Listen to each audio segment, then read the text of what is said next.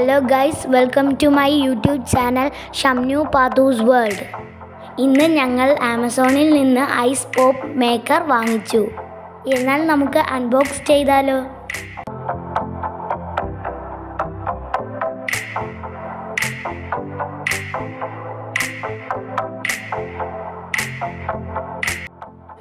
ഇത് നമുക്ക് ഇതുപോലെ എടുത്തിട്ട് ഏത് ഐസാണ് വേണ്ടത് അത് ഇതിലേക്ക് ഒഴിച്ച് ഈ അടപ്പ് കൊണ്ട് അടച്ച് ഫ്രീസറിൽ വെച്ചാൽ ഇത് ഐസായി മാറും. എന്നിട്ട് നമുക്ക് അത് കഴിക്കാം.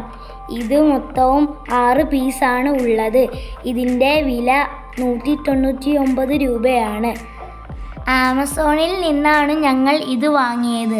അതിൻ്റെ ലിങ്ക് ഞങ്ങൾ ഡിസ്ക്രിപ്ഷൻ ബോക്സിൽ ഇട്ടേക്കാം. നിങ്ങൾ കയറി വാങ്ങിച്ചുകൊള്ളൂ.